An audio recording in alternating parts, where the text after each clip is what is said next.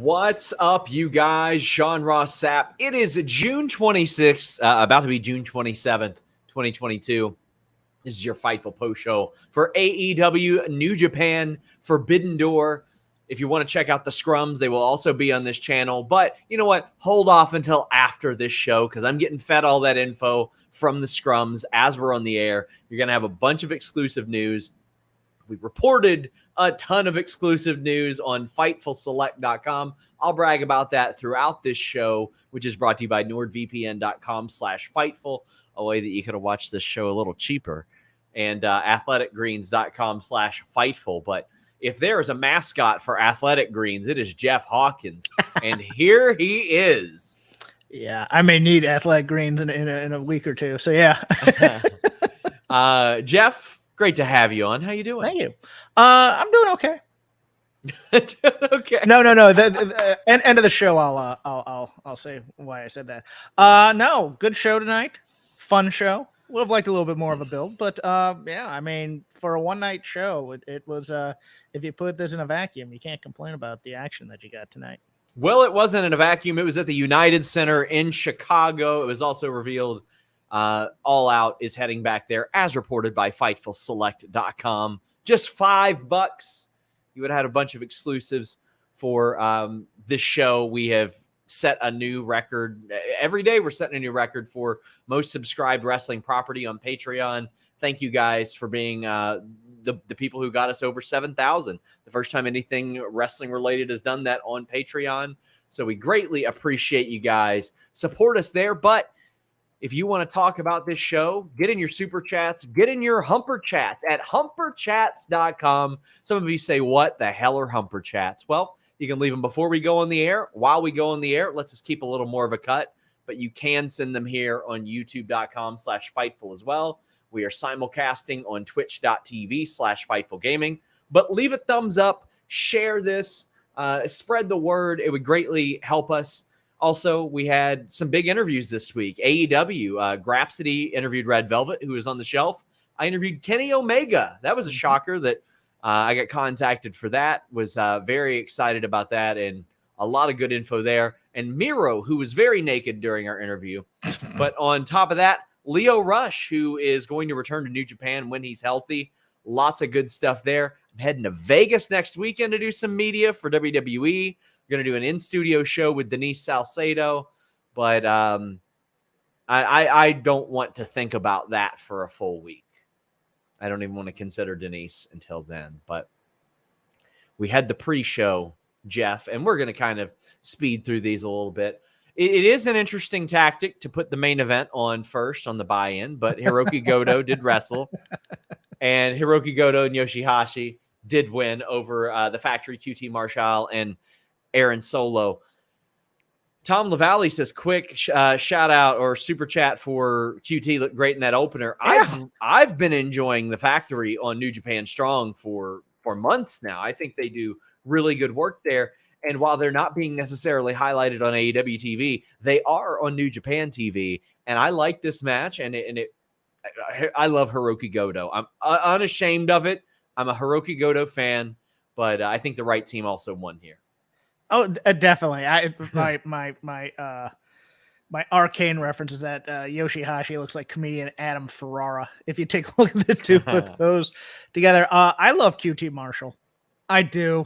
I mean, everything he does is great, and he's never going to be a champion. But damn, he's solid in comedy. He's solid in like bunkhouse matches.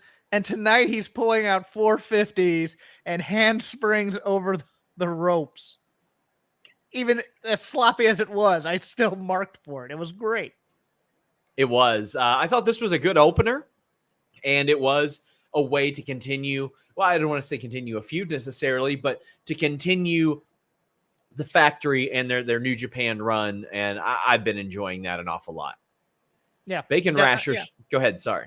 No, I mean, the Factory got some good play on this entire pre-show, so yeah. Bacon Rasher says it's 5 a.m. The sun's coming up. I'm sticking with the Fightful Faithful till I fall asleep. Thanks for all the amazing coverage of wrestling. Well, thank you for being here. We're here every night, Raw, SmackDown, Rampage, Dynamite, NXT, and now even Impact Wrestling on Thursdays. Check us out. We've got a ton of shows here and also several weekly news shows as well. Joey Bagadona says, I complain there are too many AEW events in Chicago, but with how that crowd was, you can have all of them there. This was a phenomenal crowd. After 5 hours, Jeff, they were cheering heavily for Tanahashi making his way to his feet off of a sleeper hold. I got a little frightened because, I was like, man, this crowd's hot. This crowd's hot. And then Yoshihashi started the match with a headlock. And I just went, oh, man, what are we doing here, guys? But yeah, no, this was a travel crowd. This was very reminiscent of the first New Japan show that they did in Long Beach here in terms of that kind of crowd. I mean, just rabid, wanted to see it, had been a while type of thing. Lance Archer defeated Nick Comoroto. This one made a lot of sense too. Archer, kind of plays both sides of the fence because he's got such rich New Japan history. He's still affiliated. Him getting the win over Comoroto, who hasn't quite come into his own yet, so to speak. He got signed a lot based on potential and look and did just fine and is doing good in New Japan Strong as well when he pops up there. But Lance Archer winning this is absolutely the right move. Build him up for the G1 so that there's crossover interest there. Yes. I'm waiting for the Nick Comoroto surprise win. Okay, yeah, I can see it happening. I actually thought they might do it here for a moment. Then I go, no, he's in the G1. But I'm waiting for that moment where he's in a match where you're like, okay, here's another one. He'll get solid. He'll get some offense, and then he wins. He didn't get a lot of offense in this match. He got a little bit, but not a lot. But this is mostly to build up Archer for that G1A block. We also had Shane Swerve Strickland and Keith Lee defeating Desperado and Kanemaru. So a few weeks ago, it looked like they were headed towards a split. Looked like maybe Swerve got a little trigger happy on social media about it, and they're still together. And I like that because they fit really well. And it shows you that you can overcome those problems. They're petty problems, right? Like they have a little chat and winning fixes everything, right? Well, we just went a year and then Christian decided he was mad about a battle royal. So, people hold grudges sometimes, Sean. But this team's too good to break up right now. They're just too good. I mean, this match was awesome. The post match was awesome. I'd keep them together for a while and I'd stop doing this teasing thing. Swerve and Lee continuing as a team. How do you feel about that? Even after they did that? I'm fine with it. I mean, if you back off the bit a bit and you say, okay, we've cooled things off, we've hashed it out, blah, blah, blah, and then you can bring it back at any time. It's fine.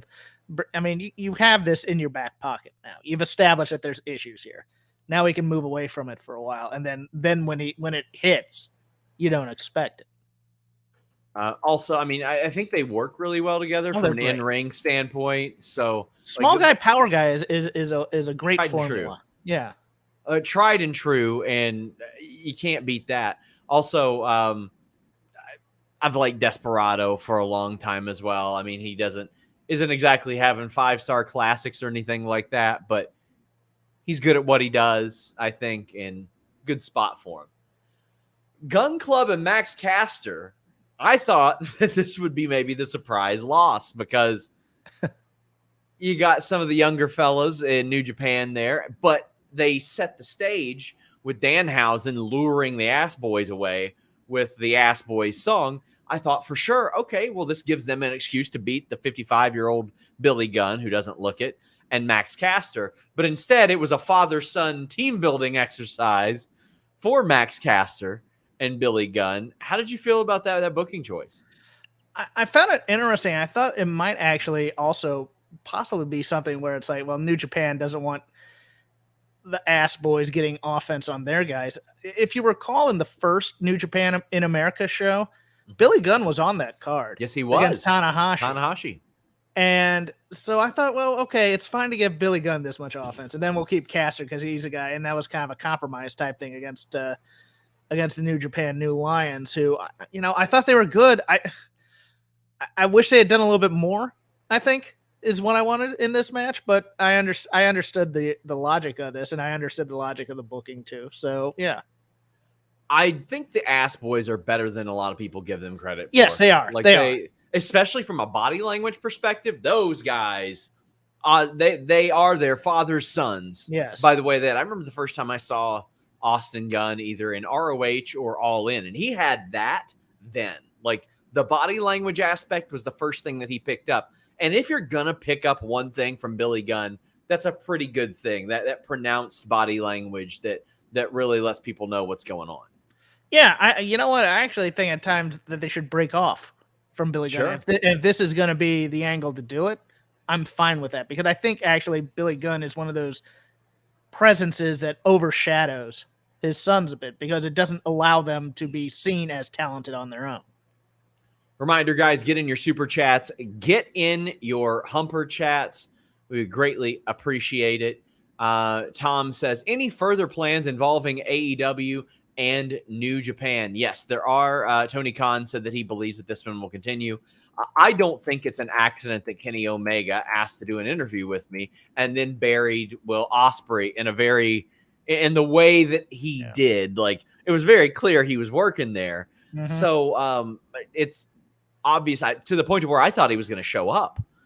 I didn't know where the work started. I thought we were going to get a Kenny sighting today. I did. Yeah, I did too. I was expecting it based on how much he leaned into, well, I wish I could be there, but it would have to lead into something. But also, I feel like if Kenny shows up, that closes the show too. Like, if he's been gone for 6 or 7 months. But if what they were going to do, close the show, I wouldn't have minded just Osprey arbitrarily walking out there and then Omega doing it. I also want to put over this commentary team, especially in the pre-show. Kelly, Excalibur, and Taz were fantastic.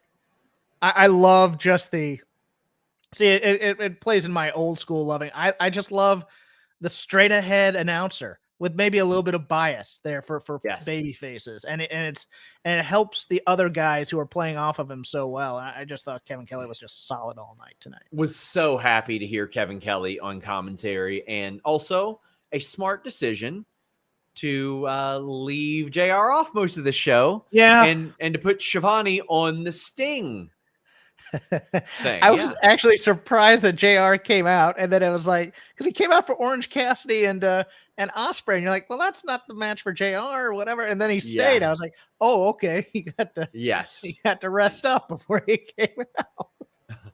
A reminder, guys, get in your super chats, get in your humper chats. We will answer your question or statement on the air, and we have tons of exclusive news coming your way about pretty much everything you're going to ask about. So enjoy, guys. It's going to be a fun night. Oh, yeah. N says, it'll be nice to watch Dynamite without a tournament or Forbidden Door build. It's been a while. More Andrade, please. I think we're about to get more Andrade. I think we're about to head towards that, unless he's got another big booking coming up. That match Friday was fantastic. Yes, it was.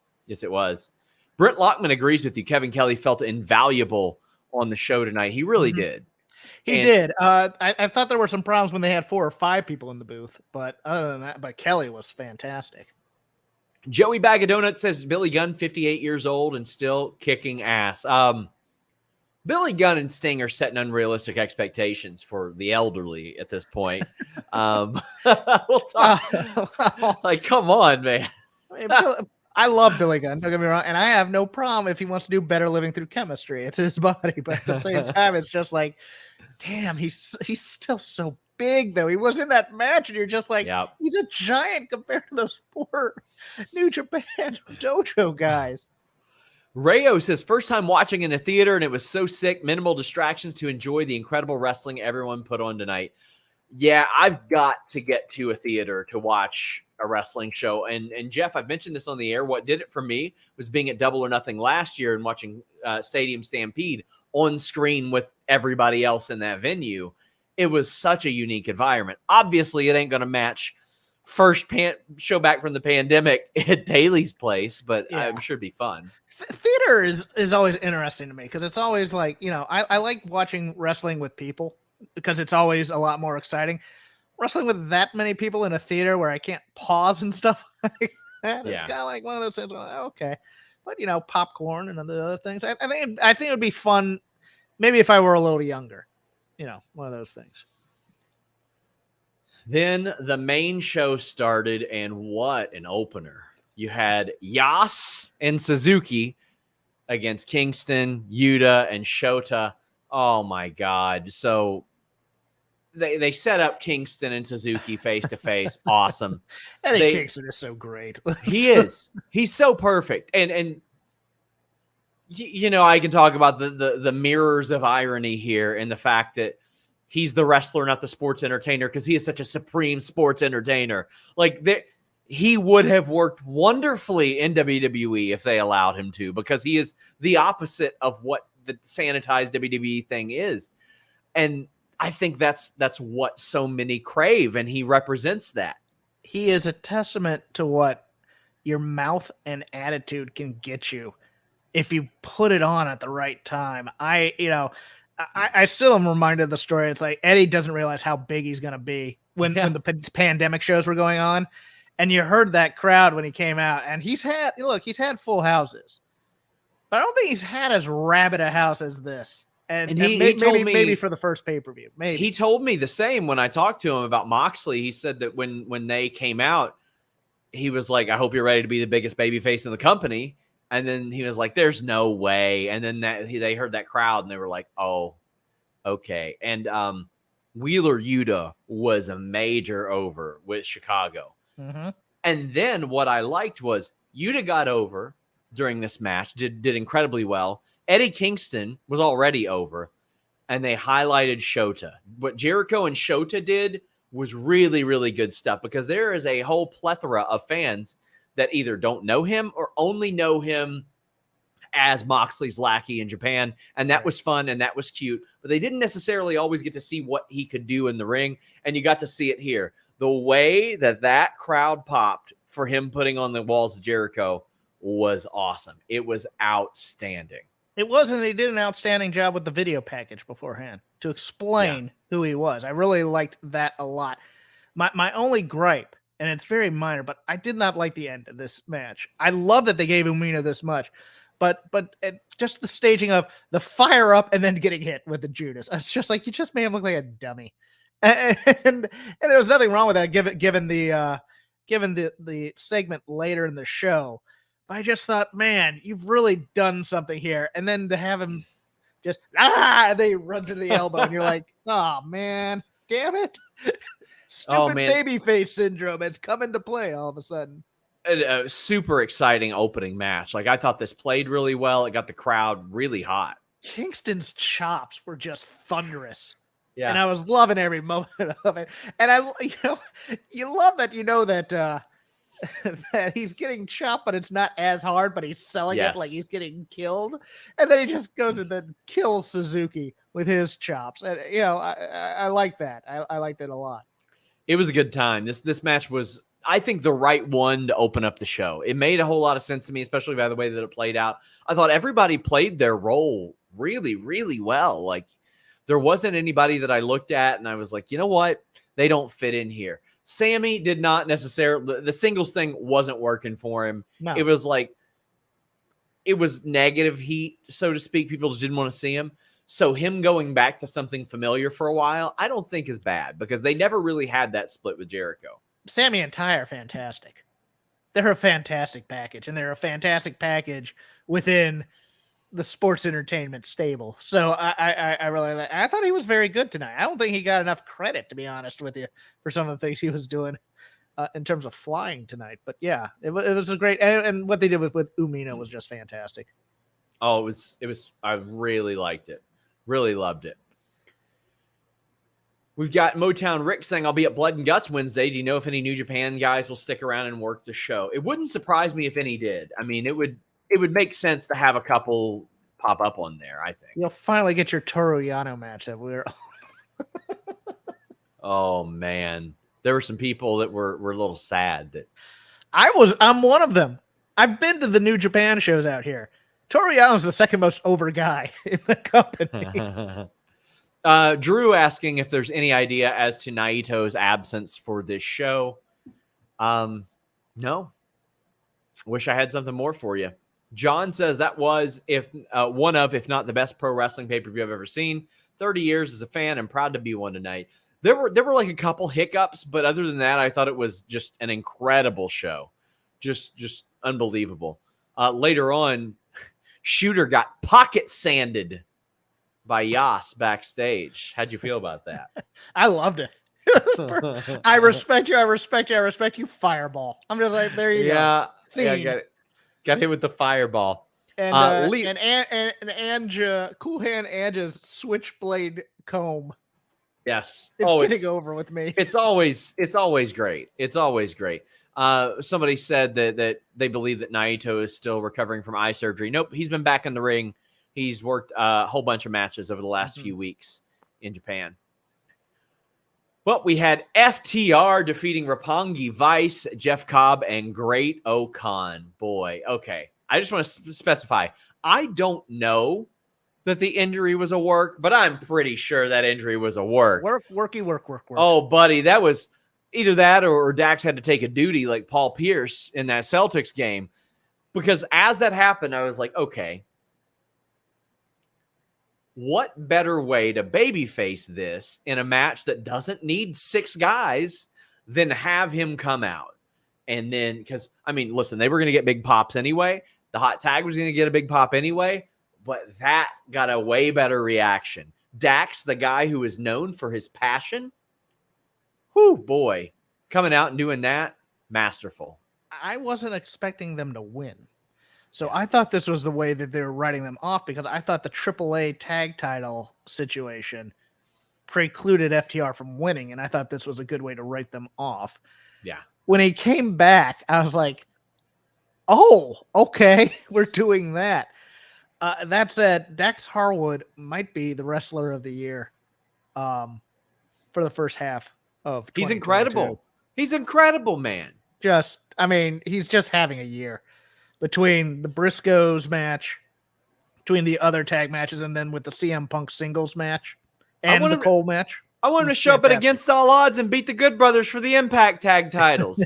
Take those too. Yes, please. I do it all. I don't win every set of titles that they'll give these guys, and they deserve it, because these are the 2 guys that walked up in their gear and said, we want our releases backstage from WWE. And they said, no. Here's the tag titles. And here's more of them. They said, no, you don't get it. It's not about us and the tag titles. It's about the division. Yes. And then they said, well, no, here's $700,000. And they said, no, that's not it. No, and they didn't want the money because they knew that no. Yeah. 800, 850. Come on. Maybe we can get you to $1 million, Mark Carrano said. And they said, no. But you know what would be nice? If you let us keep doing this Randy Orton thing. And they said, bump that. Not only are we splitting you guys, we're putting you on different brands. And they hit the bricks. And now look at them. Yeah, that whole Randy Orton thing. I personally loved the relationship with Sasha and Bailey as the She-Rival. I thought that was a nice thing. Look, these guys care about tag team wrestling. I care about tag team wrestling, so I care about FTR a lot. They're my favorite team. They're everything I want to watch, and they do it the right way. All their feuds hit. All of their matches are when they are calling the match and doing all the little things in there that make tag team wrestling fantastic. I mean, they're must watch, and even this match was fantastic. I thought.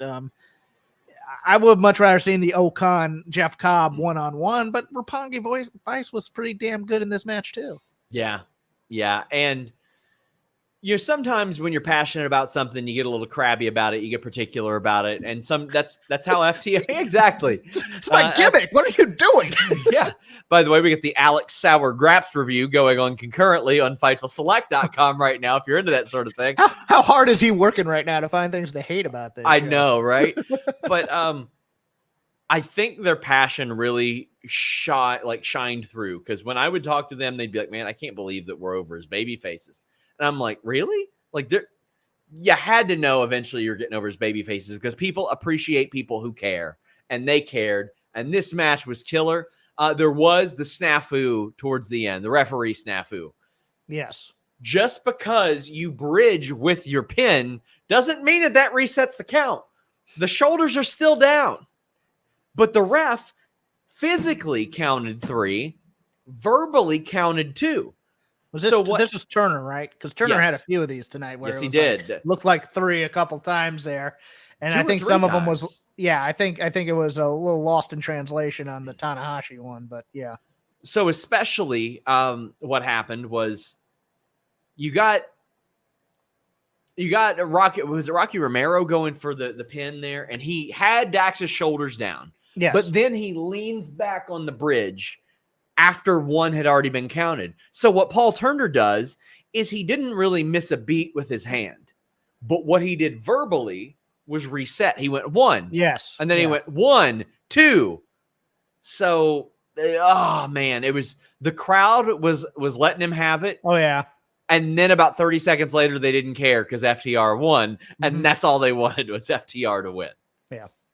So, I mean, sucks, but ultimately, I don't think that's what the match is going to be remembered for. James says, AEW more than anything does tag team wrestling so well, but FTR is just the best.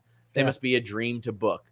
Well, I tell you what, I don't know at what point you can keep avoiding giving these guys an AEW tag title shot. And we are, 2 months away from All Out now? So that seems like the move. FTR Young Bucks for all the marbles. For all the marbles. Seems like the move because let's look at the rankings right now, Jeff, which I never do.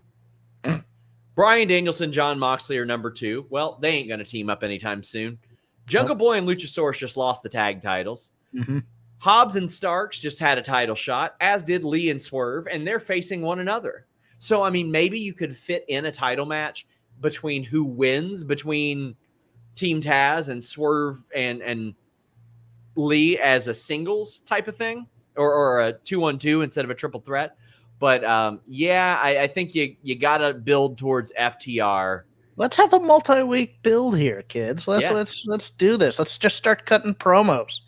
Let's do the Briscoes FTR thing, except on TV, where we can all watch it. You know, I mean, one of the best builds to dream matches like this was actually the Tully and Arn versus the Midnight Express type of thing, and this is what this feels like. This feels like that kind of, oh, here we go. Let's do this. Let's build this up. Let's make it heated. And then when they get in that ring, as we saw with FTR and the Briscoes, if it's heated and you think these guys hate each other, it's so much more of a better match. So, guys, by the way, we are going to have constant updates from the scrum here, so you don't even have to go watch that damn thing. We got them here. And one of them is Sheldon Jackson saying, can't wait until Death Before Dishonor, July 23rd in Lowell, Massachusetts. If you subscribe to Fightful Select for just $5, you would have heard about this story weeks ago. And I reported, I think it was this afternoon even, well, it hasn't been announced yet, but talent has been told keep that date clear. Well, Tony Khan announced it at the post-show scrum, Lowell, Massachusetts, Death Before Dishonor on July 23rd. Listen, I just want to say this. Up yours, Bobby Cruz. I talked to him for an interview yesterday, and he's like, are you sure Death Before Dishonor? That would be this other show because it was always, no way, Bobby Cruz. I'm right. You're wrong. Listen to this. I broke the news to Bobby Cruz during our interview that he'd be working tonight. Oh, you love to see it. FightfulSelect.com. I really just want you to change your Twitter bio to Up Yours Bobby Cruz. Up Yours Bobby Cruz. I love Bobby Cruz. He's wonderful. And we have an interview with him and Maria this week that you guys are going to love. But ROH Death Before Dishonor, July 23rd.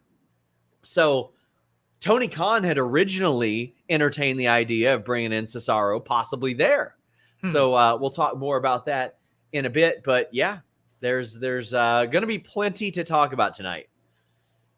Griviev says this pay-per-view was a blast since the buy-in introduced my 4-year-old to wrestling with the FTR match, and she had a blast. I love pro wrestling. We have the All-Atlantic title match. Let me pause real quick because there was something in between this. Okay. The Juice and Switchblade promo. Oh, well, we're getting there. We're getting there. Okay. I group them in on the same thing. Gotcha. Oh, don't worry. Don't you worry. We're getting there. Okay. I'm not going to skip a Juice Robinson segment. Thank you. I love Juice Robinson. In fact, you know what? We'll go ahead and talk about it now. I like Juice Robinson, so I did an interview with him when he was working the I'm leaving angle. Right. He's like, hey, you going to report that I'm leaving? I was like, well, you're not. I was like, so no, but if you want to come on the air and say it. I can't stop you from just blurting it out on the air. And he did.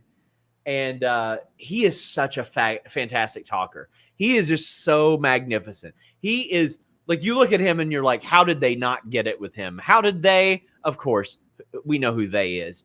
But how did they not get it with him? He is nothing but money, that guy. This entire segment was one of the best things AEW's done to build up a person that we had never seen on TV. Yeah. And this is what they need to do a lot more of on Dynamite, is just the 30 to 60 second. Get yourself over, talk to the camera, do a promo, nobody interrupts.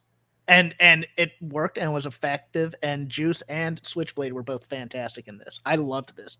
I marked out hard for this because I'm like, this is what I want. I just want promos. I want promos on TV where they're getting themselves over. That's all I want. I mean, even Clark Connors got to cut one. It was the most Brad Armstrong promo ever. Yes. I say that in the most. But that's okay. I need some Brad Armstrong promos. Yes, it was just, hey, happy to be here. Go do my best. Let's do this type of thing. It was vanilla as hell, but it was him, and he was talking, and he was saying something, and I was cool with it. It was great. And that's the thing. I think the Brad Armstrong promo worked fantastically for this match that we're about to talk about, because he quite literally was not supposed to be there. Yeah.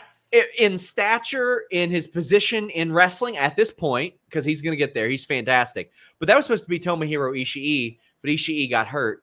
And you have, even Pac qualifies as a sirloin beef sons of bitch these days. Like, but Pac was the guy that first came out and said, I want that AEW World Championship. So they firmly established him early on as like, he's a world caliber talent, world title caliber guy. Malachi Black has been very protected. Miro is Miro. Miro's fantastic. Perpetually over. Wouldn't turn his camera on for our interview because he was naked, by the way. And then he closed our interview by saying, that's for Fightful Select. He says at the end of the interview, he goes, hopefully we can do this again with cameras and clothes. And he said, or maybe no cameras and no clothes. I love him so much. And then I said, he's like, I'd be a nudist if I could. And I was like, do you think a nudist character could work? And he was like, absolutely not. He is so funny. He is so wonderful. I said, who do you think is the Sarah Connor of pro wrestling? He said, probably Lana. Amazing. Amazing sense of humor on that guy. Check out that interview, guys. But this was the perfect pace that I thought it needed to be. And Clark, I thought, really fit in where he needed to. He got those hope spots, and he got that like the crowd would Sean, roar they were for him. Chanting for him. Yes. If you had told me before this match, who's going to get the chance from the audience? I'd go Miro, Pac, maybe Black, as you know, that ironic thing. I got some too. Clark Connors got a chant. He won the amazing. Crowd over like Gladiator. Are you not entertained? And looked like $1 million. Bako 5 says Woody Harrelson's son replaced Ishii. I watched a great Woody Harrelson Kevin Hart movie this afternoon. It's on Netflix. Check it out, guys.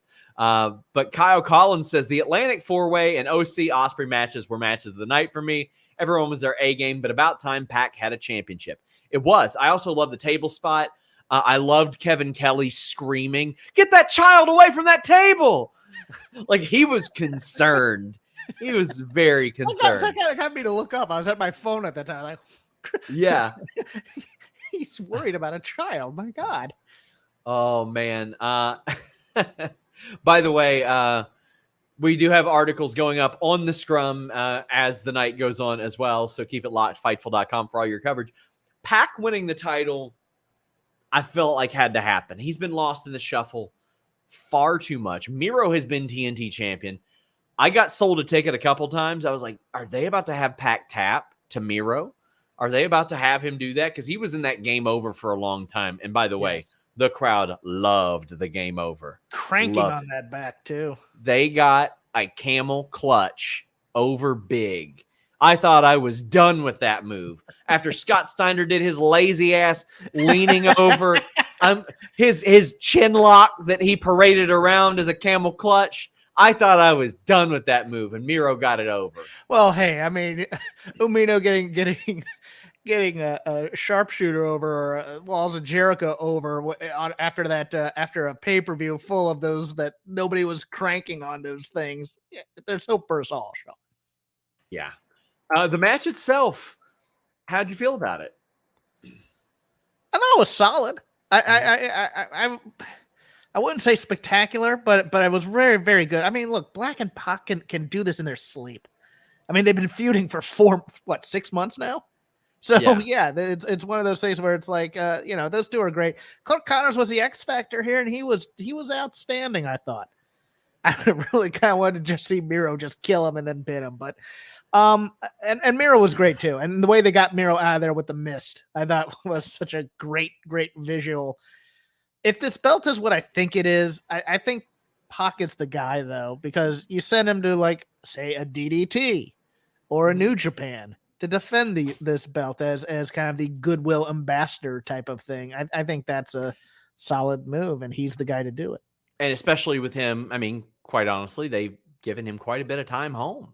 Yeah. Here and there, like whenever he needs to. He's at home for a month at a time.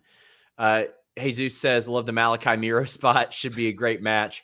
I like the strike exchange afterwards. I was expecting a little something more than that very clearly like improvised strike exchange that got derailed a little bit. Yeah, I think my favorite was Connors brings in Black, and he starts striking at him a bit. And I think it was even like the play-by-play goes, well, that's a bad idea to do because of your inexperience. And then Black starts striking him, and Pac just slides in and starts kicking him and doing the roundhouse thing.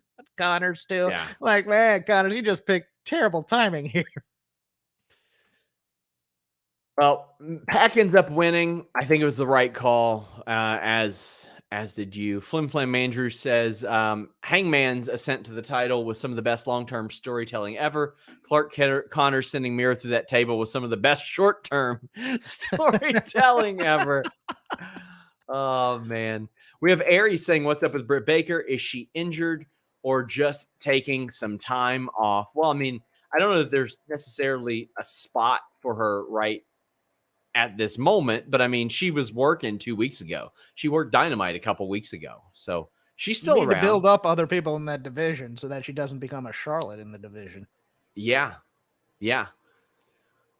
Oh, the dudes with attitudes. No Johnny Ace. Yes, indeed. Indeed. Let me tell you, he's going incognito for a while, I think. I noticed he didn't add him on that list when Tony was reading them off. And listen, if you want to go incognito for a while, our friends at NordVPN.com/Fightful are here to help. You know what? If you wanted to be in Lithuania, perhaps, and order this pay-per-view, maybe you could have gotten it at a much more reduced rate. In fact, you could have.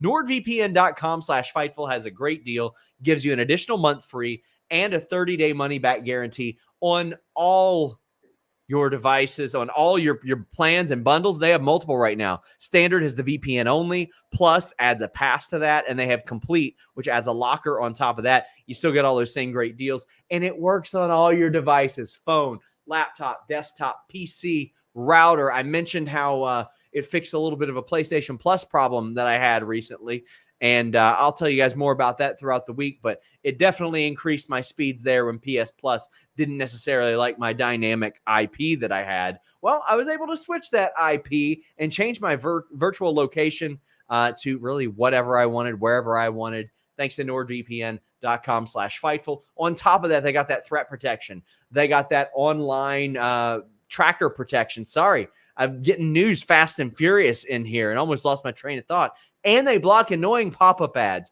NordVPN.com/Fightful. That great deal that you get, you're going to end up saving money when you check out this service because you can buy pay-per-views much cheaper, subscribe to services, and get geo-blocked content. It's a good time. NordVPN.com/Fightful.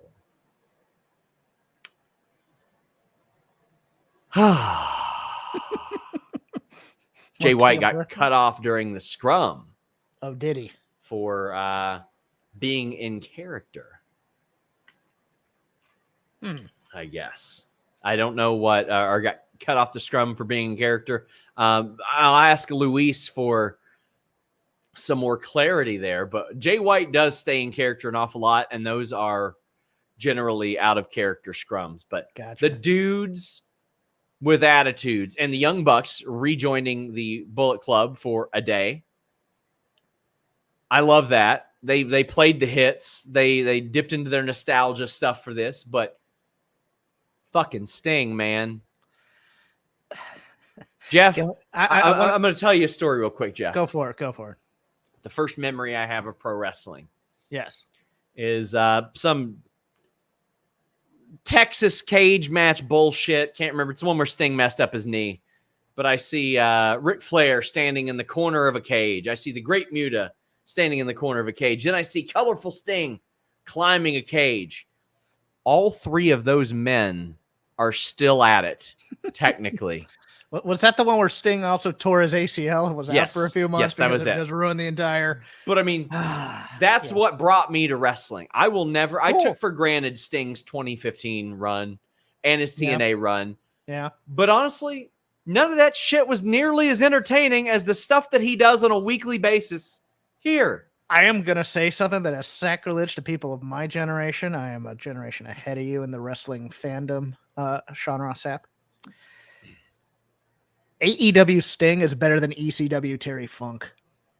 Hey, I'm with you. And I love what ECW Terry Funk did. I love the ECW Terry Funk. He was great. I love the middle-aged crazy doing moonsaults and ladders and all that stuff. Yes. The turn salt he did. He got over. Let's put it that way. Sting jumping off the top of the tunnel. I just went, oh, this guy is insane for a man of his age. He wasn't doing that stuff 25 years ago. No, he wasn't doing this when he had like a good back and good knees. This is this has surpassed Joker Sting run for me. Yes. It's past Main Event Mafia, and I liked Main Event Mafia an awful lot. Main Event Mafia as well. I believe there was also a run that I thought was really underrated in TNA, when I think it was like Sting, Nash, the Pope, and Joe, and they were constantly telling people for months, they're like, Bischoff and Hogan are assholes, and they looked like heels until Bischoff and Hogan turned, and I thought it was brilliant. They're like, we told you guys the whole time. We've been the good guys this whole time. But this has surpassed, to me, any Sting run since like Wolfpack Sting. Like, for me, in terms of enjoyment, I like this a lot more. I just liked new face paint back then. That's what I was all about. Yeah, like red and black. Holy shit. I did think for a second he was dropping down out of the rafters. I did too. They didn't do that. I'm so glad they didn't. The joke I made was I had hoped the Great Muta had taken him out backstage when he didn't show up originally, so he'd be one of the last 6 matches there. So because I don't think he's going to be. This is the most enjoyable I've had of Sting, pretty much. Other than I liked the WWE run up until the match. That match pissed me off so much in terms of Hunter and all his guys coming down there and having that one last jab at WCW. Yeah, I hated it, but man, I love. He does the no sell spot, I think, better than anybody, including the Road Warriors in their prime. Can I say that and not get killed for it? The super kick party no sell spot was fantastic. And I also really loved El Phantasmo in this match. I've seen some of his stuff in Defy, and I want him to be a buck. I do, because he was so great in this match, I thought. I thought this was a blast as well. Joey Bag of Donuts says Sting and Billy Gunn should form a tag team and call it the Young Guns. I was also reminded during this of the Sting Orange Cassidy thing. Like, I didn't expect that to happen. That was such a fun thing. Like, he seems like he's having a blast right now, and I love it. And they pick up the win. Oh, we also got Sting hitting the Stinger Splash across all the corners, and then you give Shingo the pinfall there. I think that, but like some goodwill there. There were a couple of things here, though. I mean, also Taz and Shivani just having the time of their life during this match. I mean, Taz invoking Ron Garvin, Shivani losing it at certain times. I found the WH Park tweet before earlier this morning, or maybe it was yesterday, very interesting about Hiromu not being on the show and having a case of the "that doesn't work for me, boss" flu. I'll be interested to hear what comes from that, because I would have loved Hiromu in this match. I loved the rub that Sting gave Shingo. It looked like he forgot what he was supposed to do post-match. But this match was my match of the night. I enjoyed the hell out of it. I loved it. Oh, man, this was a good one. CM Punk Rock says, could you imagine if someone in 2018 said that we'll see Sting versus El Phantasmo on a pay-per-view in Chicago in 2022? Yeah. You're stupid. Shut up. No. Oh, yeah. Thank you to Fargo for the subscription on Twitch. A reminder, guys, we are on Twitch right now. And also thank you to Luis for sending me some of the live tweets from the Scrum. You don't have to copy them into our document. I see them now, brother, but thank you for hitting me up with those. Reminder, guys, leave a thumbs up on this video. It would greatly help us out. Thunder Rosa defeated Toni Storm. You told me before we went on the air that you were surprised that Toni Storm didn't end up getting the championship. Yeah. Elaborate, please. I don't wish to elaborate, Sean. I was actually a little surprised that this was as clean as it was, though, in terms of the in-match stuff. They had a hard road to go. I mean, I don't know if this crowd was going to be able to go up to the level. They never quite got to fever pitch, but it was a solid match, I thought. It was a lot cleaner than I thought it would be. I thought maybe they'd tease a little bit of Rosa maybe going heel here, but they didn't. And I just thought, I also thought it was possibly time to, the first time they brought in Toni Storm, they fumbled the ball with her, quite frankly. She was red hot, bring her in with the entrance. She had a 50-50 match. She won. And then they put her in those vignettes with Jamie Hayter and Britt Baker. Every week, man. And they were bad. They were bad every week. And it really cooled her off quite a bit. And this was the chance. Look, I don't think she loses much in this too much, but I just thought it might be time to belt her here. Yeah. You know what? We've heard the reports and rumors that Thunder Rosa had been frustrated or unhappy in AEW. I wouldn't say unhappy is anything I've heard. Frustration, sure. I would imagine that sandbag thing, I think, depending on who's saying it. And I mean, it seems like they made amends there, and that's good because in that situation, you should. Also, if you're trying to sandbag a woman who has trained judo her entire life, I'm going to tell you that sandbagging is not going to be effective whatsoever because it just ain't going to work. Good luck, pal. The only time I thought that was when they were smacking each other.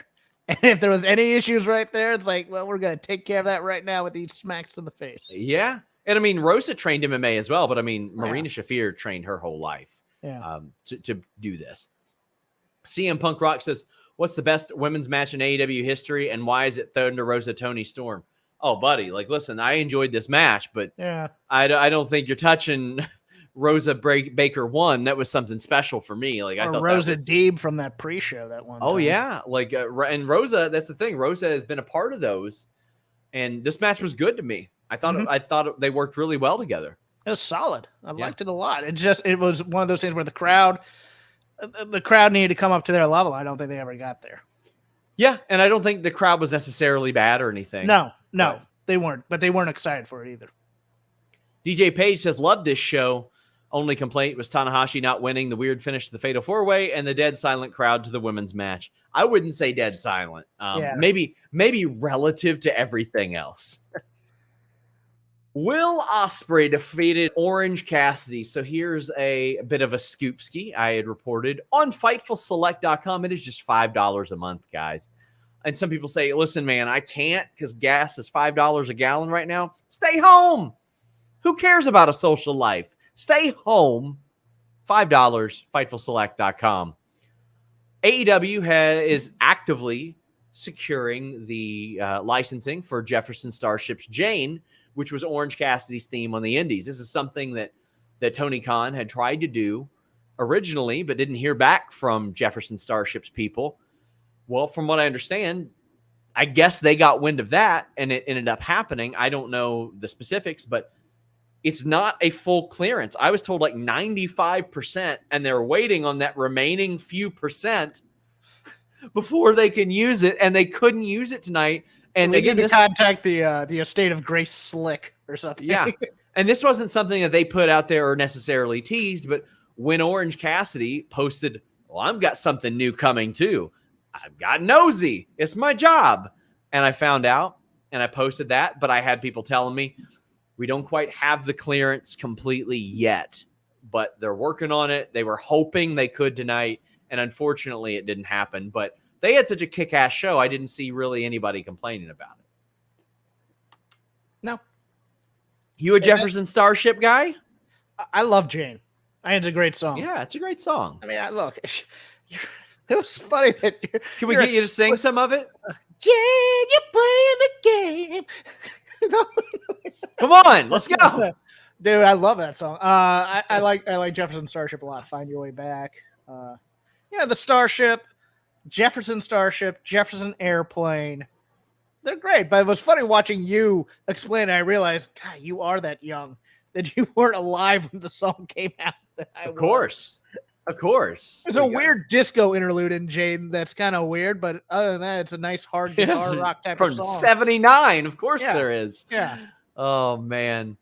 I prefer Find Your Way Back, though. I think that's a better song, but Well, Dan says Orange versus Osprey humped Kevin Kelly with the Los Stinger Nobles de Japón call. What a show. Flat ending, though. I think this match did hump. I thought that the people that wrote this match off, come on. Like, have you watched Orange Cassidy? This is the thing that happens every time. Like, once a year, people write him off like the guy can't work or can't do something interesting. And then he does one this of those match. people, Sean. What the hell's wrong with you, Jeff? What's wrong? There's another verse of Jane. You owe it to Orange Cassidy. You owe him. No, you owe him. How dare you? No, it was just one of those things where I'm like, okay, it wasn't the match people want. Nobody wanted to see Osprey versus Orange Cassidy, and then eventually I sold myself into it. So I came to Jesus, Sean. I did. It wasn't like I was just coming into this pay-per-view and going, me. What a lot of people on Twitter think I watch wrestling. Oh man, I hate this stuff. It is stupid. I wouldn't do it. No, it was fine. I loved this match. It was great. JR tapped out halfway through, but I liked it a lot. Yeah, he sure did.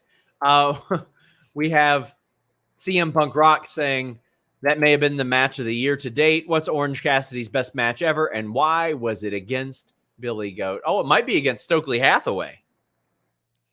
Okay, I like. Have you seen that? I liked the three-way for the title. Yeah, it was really good too. Really good, the Will Ospreay match was right now probably my favorite match as Orange Cassidy. There was some Chikara stuff that was really, really amazing, like the hair versus mask match. Mm-hmm. Those are the top two. You know his Chikara stuff better than I do. So. Yeah, I mean, there was some really good stuff as Fire Ant that was just unbelievable. Revolution 2020 is a good one too. Yeah. Yes, it was. Chat. Yeah, it was. Keith Below says, I was at the show, amazing crowd, really thought for a moment Cassidy was going to win. Didn't like how the show ended, but looking forward to BAG. Well, they had me sold a couple times, and even then, like, I love the beach break as a finish. Or as a move. I love it. It's incredible. Osprey cycling through his finishers worked in a few ways. There's a whole lot of people that don't necessarily follow New Japan, and they know those as his finishes, as opposed to the back elbow, as opposed to the breaker, whatever the hell it was. I can't even remember think of the name of it off the top of my head. The Stormbreaker, I think it is. Yes. There you go. But they know the Os Cutter and stuff like that, and they went through all of them, and Orange Cassidy kicked out of them, and he is protected in AEW. And I thought this did nothing to hurt him, his first big match back, and I thought that he delivered incredibly well. He's incredibly protected in AEW, and it's one of those weird things where you forget that he's pretty much the guy in between top tier and mid tier. Yes, he's that guy, and for that gimmick, that's amazing. I mean, that's a testament unto itself. Guys, so far, just so you know, there's been Okada, John Moxley, And Jay White at the media scrum. Tony Khan now sits in with everybody on those. So any pertinent notes we will pass along to you. Jay White was unpleasant and in character. And Tony Khan made slap him too, because I'm hoping for that. Tony Khan said, and they say that I'm erratic at these things, which was a nice line there. But we had Will Osprey winning, and then he and his cronies lay a beat down on Orange Cassidy. And this leads to Roppongi Vice coming out, but it leads to Katsuyori Shibata coming out, and he was ready to whip some ass. Okay, so I don't want to say everybody. People expected Kenny Omega, largely because of him and his comment that Will Ospreay does a lot of great moves and has like 20 forgettable 5-star matches. Mm-hmm. I don't think anybody was disappointed by Shibata, though, because no. I don't think anybody expected Shibata. By the way, loved the Max Caster line about Shibata earlier in the night, but this was awesome. However, I think Shibata was going rogue and trying to conjure Orange Cassidy into a strike battle, like the light strike battle. Okay. I think that's why he called him back in the ring. I think he was getting him to face off, and that they were going to do the little kick, light punch. Because with Shibata, that is high art comedy right there. Yeah. Like that is amazing stuff. Even if he did like a little light headbutt to make to as a wink and a nod to that. Okay. He wanted to throw. He wanted to. I could go with that, and I think that's part of the reason why Excalibur reacted to the visual as he did. And I think that gives me a little bit more insight then. That's what I think was happening. I think that Shibata, and it's so funny because people who don't watch New Japan or their performers think, oh, just nonstop serious wrestling. No. They get the sports entertainment aspect of this too. And if they're familiar with Orange Cassidy, he is aware of how much that would pop everybody. But the sunglasses was good. The little thumbs up was good. This was fun. Shibata is wonderful. CM Punk Rock says Shibata, greatest pay-per-view. It's almost like they want to. What you were saying about Shibata is almost the opposite is true for Orange Cassidy. It's almost like they make him too serious in these matches where he might win. Then, we got to bring him back to the lighthearted, funny Orange Cassidy again. Yeah, I don't disagree with that whatsoever.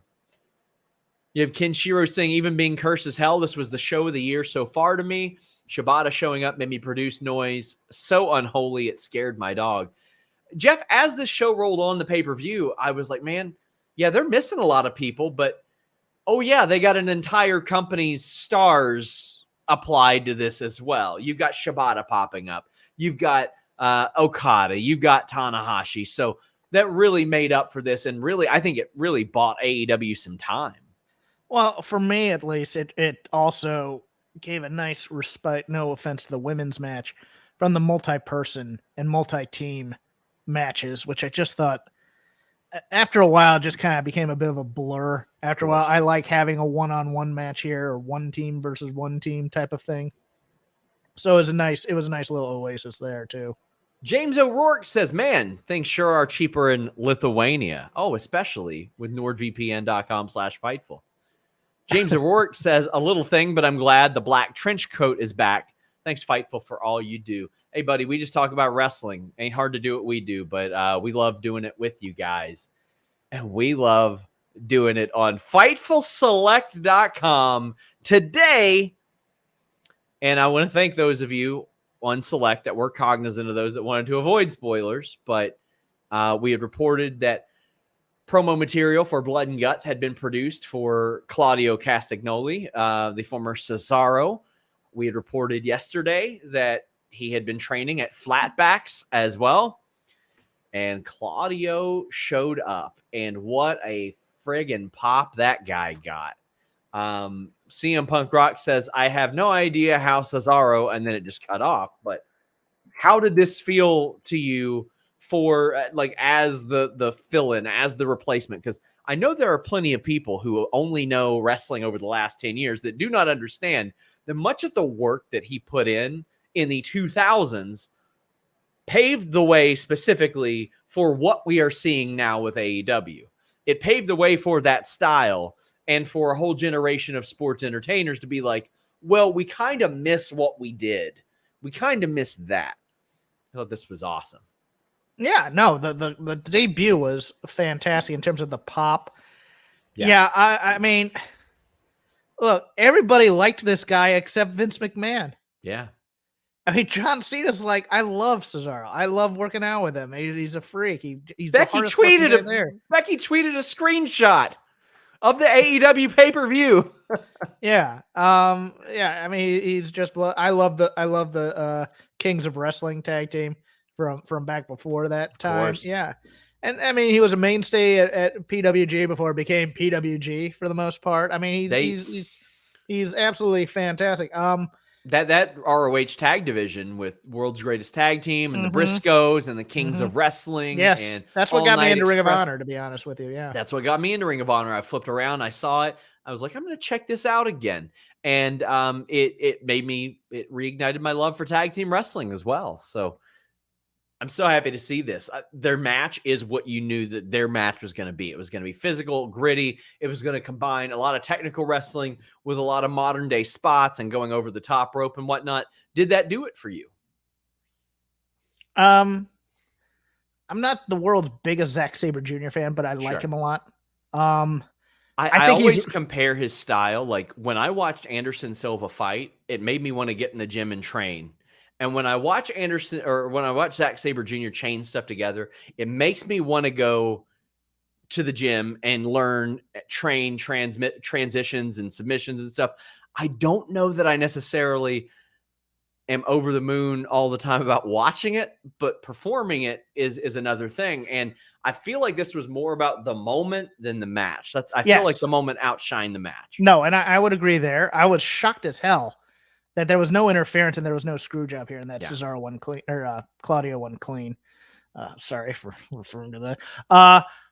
I think Zack Sabre Jr. started to come into his own, though, a little bit as a heel.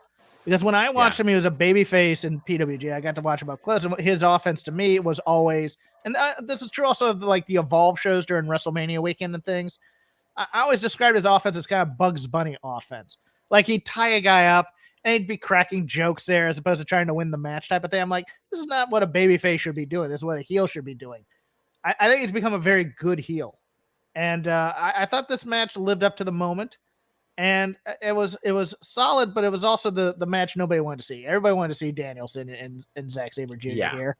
And that's why it was very interesting that Cesaro won. But I think I was going to do that all night, aren't I? Claudio won. But I think it's going to be one of those things where you say, hey, the next match is not going to be until the Forbidden Door between Zack Sabre Jr. and Bryan Danielson if it happens. Yeah. So there's a whole year to cool it off. And also to say, hey, I prepared for you, but I got him. Now I want you. And everybody will forgive it. And here we go. Because there were a lot of people complaining about, I can't believe they beat him here. And how are they going to build up a match with Danielson? Oh, it's very easy. Time heals all wounds. You just wait a year. Claudio is up at the scrum right now. We will have notes for you guys. James Boris says, whatever you want to say about Tony and AEW, this was a special night. Holy suit Cesaro. And Brent Lockman says the little smile from Claudio when some of the crowd reacted to the Ricola bomb. Beautiful. I love a good power bomb finish. I have to bring up a comment on here because they reference. Sure, go ahead. Jeff said 7 years ago on Shake Them Ropes that Zack Sabre Jr. didn't sell. He just waited for the next spot. I literally couldn't unsee that for 3 years when he started selling. You're right. Very true. You're right. Very true. He sells much better now, and I take full credit for it. So Claudio being brought in, he says, or Tony Khan said that on June 2nd, he called Claudio and he expressed interest. They had expressed mutual interest. Now, this was after Bryan Danielson's injury, and it became clear that maybe you were going to need some replacements for him. And Bryan Danielson talked to Tony Khan on the phone last weekend and told him he wasn't feeling 100%. As soon as he said that, they're 8 days from a pay-per-view, and he says, if you're not feeling 100%, you're not wrestling at the pay-per-view. You're not doing that, and good on Tony Khan for that. That being said, there were definitely some people on this show that were not 100% that wrestled on this show. Yes. But Bryan Danielson wanted Claudio to fill in for him, and he's like, well, that's funny. I've got him under contract, so you're lucky. And he had already signed Claudio by the time that came around. I can tell you that I've since heard that Claudio had been training in the ring for several weeks in Orlando, which is great. But they thought that it might be like Ring of Honor where they brought Claudio back at, which would have been very cool as well. Would have been a great moment. But getting him in helps a lot. But do you think that I'm not acting like the spot that Keith Lee is in is a bad thing right now? Everybody can't be at the top, but do you think that it's going to be that same type of situation where it's like, oh, well, it fizzles out after a few weeks? I think it depends because there's that added layer of the drama with Eddie Kingston. Yeah. And if they play into that for TV and for an angle, which it looks like they're going to do, I don't think he cools off as quickly as Keith Lee, because what they did with Keith Lee was they signed him, they brought him out, and then they immediately stuck him on Rampage. Yeah. Same with Swerve.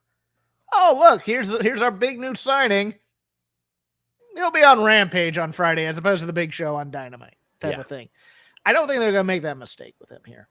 I do think after Danielson comes back, he probably gets lost in the shuffle of the BCC, though, because the goal here, Moxley and Danielson are the stars. Yuta's the guy you're building up. He seems like a fourth wheel. Literally. And I think they're leading to a Claudio Eddie Kingston match because they worked the angle on social media a lot. I asked Eddie Kingston some goofy question about lunch, and he said if he ever had a salad with Claudio, he'd stab him in the face with a fork. Claudio says that he feels like a kid in a candy store in AEW, and it fits, and he's happy. Eddie, what's your favorite beverage? I like Coca-Cola, and I would slit Claudio's throat if I ever saw it. Exactly. We're still going to have some notes for from this scrum, obviously, but it's good to see him here. He is a fit there. Not only that, he's going to help the future generations as well. All Elite Dan says, didn't like the camera being on the fans and not being able to see what they were seeing during the first part of Claudio's entrance. I agree. This happened multiple times throughout the night. This was Kevin Dunn-esque bullshit. No, we'll get to a missed shot later that was huge that they needed to do. But I will bring up one thing. I loved that Claudio addressed the cameraman rumor. Oh yeah, where he goes and stands next to the guy that everybody was accusing of being him, and goes, "Yes, see, we're about the same height." But yeah, they missed on that big time. Yes, very much so. Go opposite. There are so many companies, Jeff, and I hate what they do. They go opposite video screen nonstop. Mm-hmm. The hard cam is the video screen. And when I would ask ROH, why do you do that? And they're like, well, we spent a lot of money on those video screens. And I'm like, well, what about the fans that spent money to be there that you want to see cheer? Oh, wait, nobody makes any noise there. Yeah, I'm not looking for their perspective. I don't care about people who paid to be there cheering. I don't want to watch them. I want to watch the actual show. And this was the only... The one parallel I don't want him AJ Styles at the Royal Rumble. Yeah. I don't want him to hard cam the video screens. I hate that. Let me see the audience then, but I don't need their up close facial reactions. I don't need the whoa face type of thing. I constantly refer to Maven and Undertaker, that elimination. There weren't any up close crowd cuts. You could see the looks on Maven and Undertaker's faces. You could see the disbelief on the crowd. You could see people putting their hands on their head from behind. Like, you didn't need to have it beat over your head. Yeah, when Brock beat the Undertaker at WrestleMania. Yeah. Now, don't get me wrong, I liked at least a couple of those shots, but it's like, let's bring it back here and let it linger a bit, okay, guys? Yes. Guys, get your super chats and humper chats in. I would greatly appreciate it if you did. Also, All Elite Dan says, sucks that Cole got injured and that drunk fan. Oh, there were two of them. Outside of that, a joy to watch. Had so much fun. Well, Jay White retained the IWGP Championship. James O'Rourke says, I really thought Okada was going to win. I did think that was going to happen. I thought that there was a possibility they switched it back, but they didn't. the finish was awkward, and Adam Cole ain't doing so hot from what I understand. JN says, is he legit hurt? Patrick Flanagan says he looks injured. Hope he's okay. I had heard rumblings that he had a concussion around Double or Nothing or after. His shoulder is K-taped to the hilt right now. That man is held together by K-tape right now. Oh, yeah. Torn labrum that he's been working with, while dipshits on the internet are talking about this. He ain't a body guy. He ain't a body guy. Buddy, I would love to see you function with a torn labrum, much less Booker T. That's pretty awesome. No, that isn't. But just trolls on the internet. I don't listen to Booker T. All due respect. Yeah. But guy's been working through some shit, and it's obvious. And I thought that he was going to get taken out early in this match. That's what I thought was going to happen. Okay. And that didn't happen. And in AEW New Japan's position, like, you don't want Hangman or Okada taking a pin here. You don't.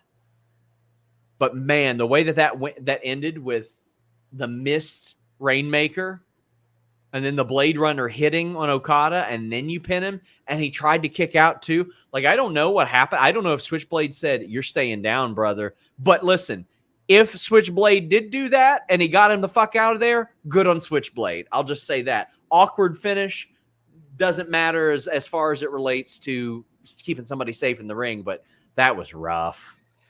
Yeah, there was a little bit of this. I thought there was a chance that they might belt Page here, and then they'd belt Tanahashi as kind of a quid pro quo for the two things. Match. Look, the match everybody wanted was Okada and Page. So even with White and Cole in this, it was a match that we didn't really want. It was still very, very good. Don't get me wrong. I thought the communication was breaking down between Cole and Okada in there, and I thought there was supposed to probably be well, let me tell you, I'm glad that fucking Rainmaker didn't hit. Yeah, well, I thought there was supposed to be a knee in there too, and I think Okada just didn't understand the spot, so they went back to another clothesline there. Yeah. We also didn't need JR bringing up that he felt that the finish was flat. I thought that was man, he needs to stop that real quick. Yeah, towards the end, that was very awkward. Like, you saying on the air, well, that's anticlimactic. Yeah, well, now it's even more anticlimactic because you just brought it up. Yeah. No, you cover for it. His job is to cover for it. Yes. So that's such bullshit. If Jay White was trying to say that thing, JR just goes, "Hey, that looked like they changed the finish right there." Don't do that. Yeah, I think there were all communication problems with Okada because of the language barrier. I gotta be honest with you. That's what it felt like to me, and that's why I think this fell flat a little bit. And as well, Cole's too injured to be in this match, to be honest with you. I think he just needs to be resting. When I heard that he got that concussion like about a month ago and he's dealing with the shoulder thing, I was like, okay, well, they'll take him out of this match. Like, he'll get attacked early on or something like that. They'll swerve, like, he could have some minimal contact. Listen, the guts on that guy has is incredible. Like that, and not only that, like, when people say the type of goofy shit they say about him, you can't find a better human being in wrestling legitimately than Adam Cole.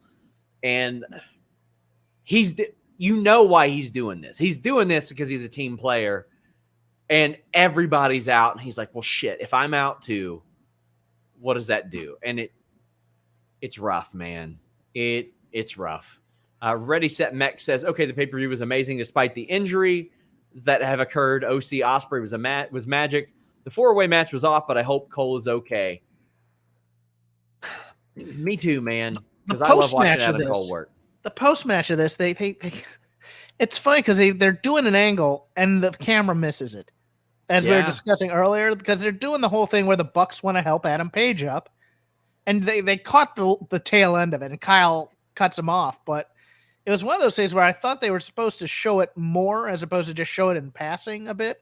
And instead they were just kind of going over the entire Adam Cole thing, getting help to the back. And I was just like, oh, okay, guys, you're missing the angle. You're missing the whole reason the Bucks and Kyle O'Reilly came out. And yeah, it was a mess, and I think it really dampened what was a pretty good match, to be honest with you. Listen, I just got to put this up on the big screen here. This JJ Williams posted this. This is amazing. Tony's face on there is just like, oh my God, you saved my life. I can't believe you didn't come in. Fucking Adam got hurt too. Thank God you're here. I needed this. Oh, poor guy. You never get hurt. Yeah.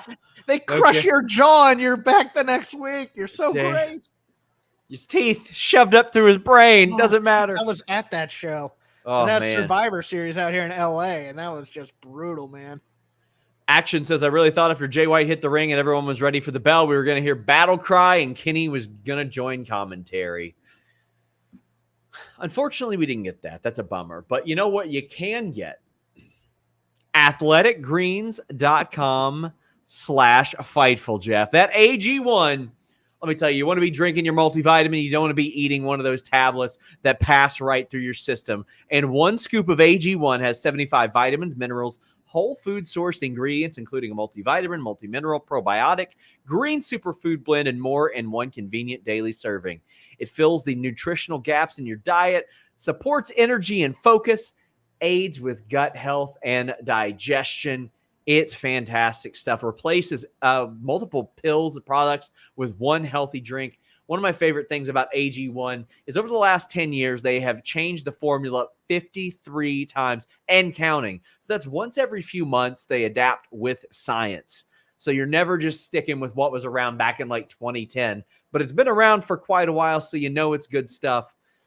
To make it easy, Athletic Greens is going to give you an immune-supporting free 1-year supply of vitamin D and 5 free travel packs. I'll be taking mine to Vegas next week, mine to Nashville next month. Go to athleticgreens.com/Fightful. Take control of your health. Give AG1 a try. Get those dairy-free probiotics, the adaptogens, the antioxidants, the vitamins, the minerals, the superfood complexes, and the digestive enzymes. athleticgreens.com/Fightful. Yes. Got some super chats coming in.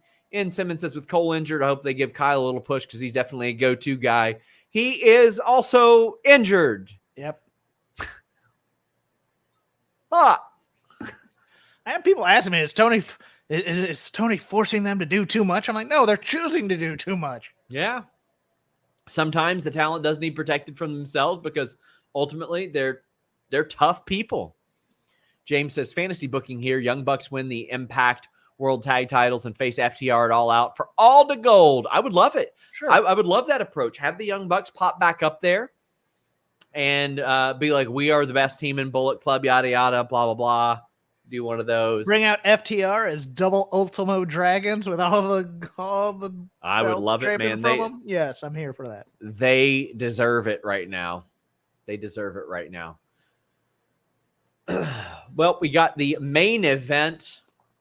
Miro says, Denise started riots during the main event. My niece's first AEW event, and she's a fan. Great crowd. I'm glad that she enjoyed it, and sorry to hear Denise was there. But we had John Moxley and Hiroshi Tanahashi. This did get derailed a little bit because of a fan trying to fight. Yeah. And like there was another fan that tried to grab a female photographer and all kinds of stuff. Like the beard kicked in by that point. I was on number 12. That it did. And the match was, I thought it was pretty good, pretty solid. I love the finish. I love just Moxley brutalizing Tanahashi with elbows, then being like, all right, here we go.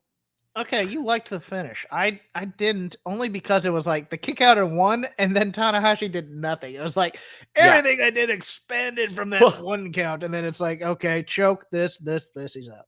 So that's what I liked. I love that. Okay. Mox was like, you're going to kick out at 1, are you? Well, we're going to see. We're going to see if you can kick out by 3. And Eloquent says, surprise no CM Punk appearance or on commentary. Me too. I think it would have been good to just hit the music, have him come out, have him wave, and have him do commentary. I think that would have made a lot of sense. Yeah. I mean, I would have had him replace JR, to be honest with you. Yeah. But then there would have been, what, 6 people in the booth? Yeah. Yeah, that would have been a few too many, I think. The match itself, how did you feel how it went? Someone on Twitter put this perfectly, and I didn't think about it until after the match, because I'm just like, okay, this is good. It's not bowling him over, but it's great. But it's like, yeah, leave it to Tanahashi to do only 4 moves and still pull a 4.5-star match out of his ass. He's only like doing, half speed and stuff. It looked like Tanahashi was having problems climbing the top, steadying himself on the turnbuckles to do dives. I missed how the blood happened. Was that actual hard way, or was that him? It looked like a blade to me. It was unearned. Yeah, it looked like a blade because he went to ringside and then he popped up and then bam, there it is, right on the forehead. It was unearned. It didn't feel like a blood feud. Don't and especially because he has to bleed all Wednesday. I'm sure Moxley felt like it was because he had done the hunting Tanahashi thing for so long, but there was no offense from Tanahashi that precluded him getting blood. That's the whole thing. I mean, it's like, okay, if Tanahashi was punching him in the skull, sure, blade, but he's doing high flying flows. What are you doing? Waiting on that. C. Romero says, was it both of Mox's AEW title wins in Chicago? He's been my dude ever since he said nope to Cole when he asked if the Shield worked for CM Punk. Now he just has to beat Punk at a later date. Oh, there's some lore to add to that as well. Like, I love that. Like, that Punk was supposed to lead the Shield at one point, because they will reference that for sure. And Chris Hero was supposed to be in it originally.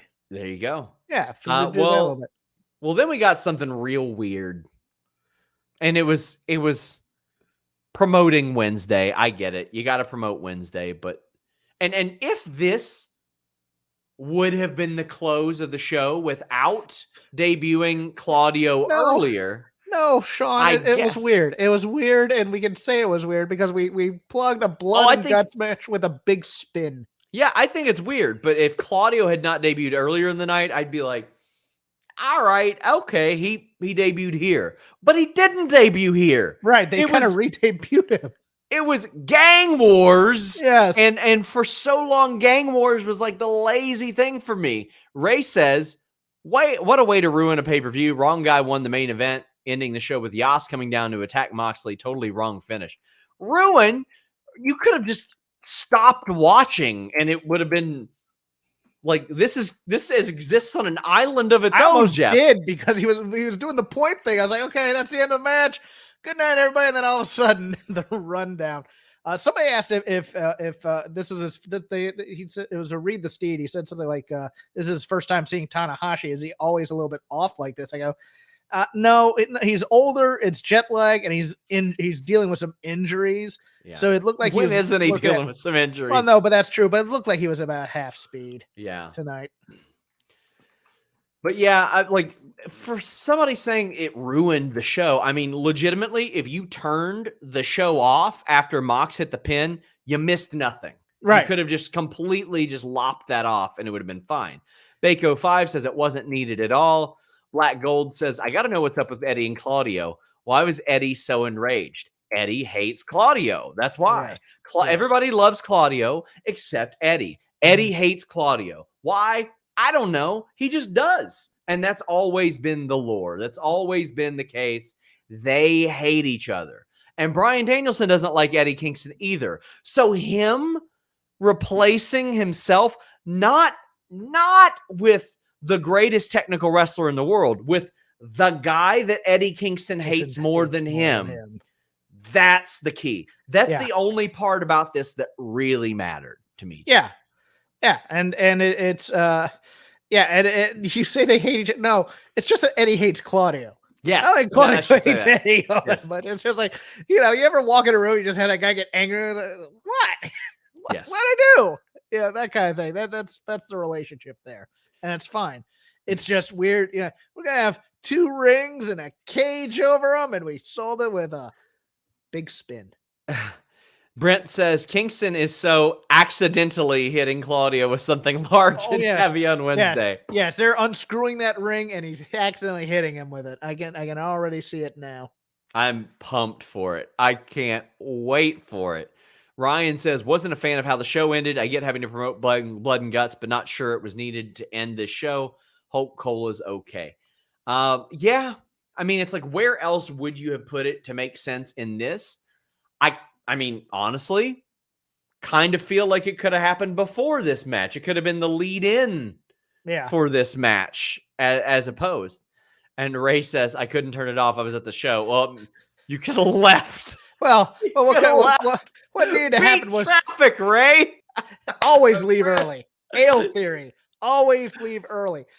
No. What they should have done is they should have had everybody fighting around the arena and Tanahashi and Moxley just kind of staring at each other, tired and exhausted while it was all happening. It would have been great. Oh man. Lucho says, hey guys, what a night for pro wrestling. Insane. Where do you guys see Claudio and Eddie's thing going? Lots of thanks for work covering up everything from Argentina. Well, I think it's going to lead to a match at All Out. And if not at All Out, a big Dynamite match ahead of that. Headlining a Dynamite somewhere, possibly. Yeah, I mean, look, I'm looking forward to Blood and Guts because if it's anything like Anarchy in the Arena, it's going to be spectacular and it's going to be bloody and I'm going to love it. I do love this storyline of Eddie Kingston has like a bunch of people. They're just pissed off at him and they keep on coming to the company. I love it, man. Everybody hates Eddie. That's going to be the name of the next thing. By the way, guys, we're getting some notes in from the Scrum FTR that they're getting a lot of people in there. But FTR say they're going to defend their titles internationally and they want to solidify their names throughout the world as well. I mean, man, good for them to get that and take one step further because this is the closest we've had to something like this all-encompassing unification of tag titles outside of WWE. Also, Thunder Rosa appeared to the Scrum, talked about Jade Cargill briefly, says that she's going to be visiting Tokyo Joshi Pro. She's going to be doing some stuff in AAA as well. So that's good to hear. But Ready Set Mech says, with all the dust settled, I'm hooked for Blood and Guts. Sorry for being a broken record, but I'm hyped to see it as my first event live. Love you guys. Keep kicking ass. I mean, that's going to be a fun show for you to go to. AEW is a fun experience.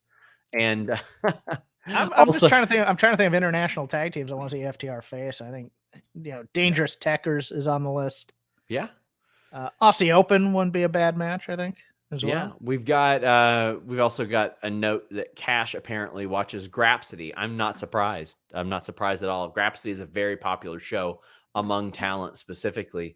And we have some AEW people watching right now. Oh, no. Right now. But I apologize. Guys, we have a concurrent stream running right now in Fightful Select. Go over there, subscribe. It would mean an awful lot. It's not just breaking news. We have shows all week long on Fightful Select. Post Raw, post SmackDown shows from Alex Palowski. I have a Q&A every week or a Reckless Speculation podcast. We do a backstage report that recaps and adds onto the stories that we've broken or additional details on other things that we have exclusively. We have Figure Hall and Card Hall. We've got Coexisting with Rob and Maggie. Rob's just been dropping all kinds of shows over there. I gave him the green light to do preview shows and other review shows. And we've got the Weekender. What did you just scoff at, Jeff? Oh, King of the North, who just loves me. He says, sorry, AEW people have to see Jeff Hawkins. Oh, is this a shoot? Probably. I don't know. Is this a shoot? I can never tell if it's a joke with him or not, to be honest with you. Is this a shoot, man? Mm-hmm. It's not cool. It's not cool, King of the North. Nah, he's fine. It's not very royal behavior. People can have their opinion. Not very royal behavior, King of the North. I like him. He's nice to me. Oh, yeah. Either way, let the people know where they can find you, except for him. Well, yeah. Well, Sean asked me how I was doing, and I kind of half said hello. So I'm gonna give you all some news, a little scoop. I go into surgery for a tumor in my bladder on July 7th. So look, I don't know how it's gonna go. Things happen. I appreciate all the support from Fightful over the years, and you guys have been great. Up until then, you can find me at Shake Them Ropes on the Voices of Wrestling Network. Chris Novembrino and I giving kind of a lighthearted / snarky look at all the news in stateside wrestling, both WWE and AEW, a lot of there. Also on Wednesdays after Dynamite, I do the Dynamite show over on Fight Game Media with Paul Ace Fontaine over there. And I'm on the bench here. I'm the sixth man for Fightful whenever they need somebody. I'm in there, but yeah. So there's been a lot of heavy stuff on my mind. This was a great discussion or diversion from that. Yeah. And I hope to be talking to you after the second week of July. I hope so as well. Heal up soon, obviously. Best of luck, and sending our love to you. And yeah, man, I wish I could make a joke, but I'd feel bad about it right now. Yeah, well, don't feel bad about it. I mean, I'll tell you all about the process if you want. It was a lot of fun. Yeah, we'll do a special. Guys, send Jeff some love. Until next time, we're out. Night.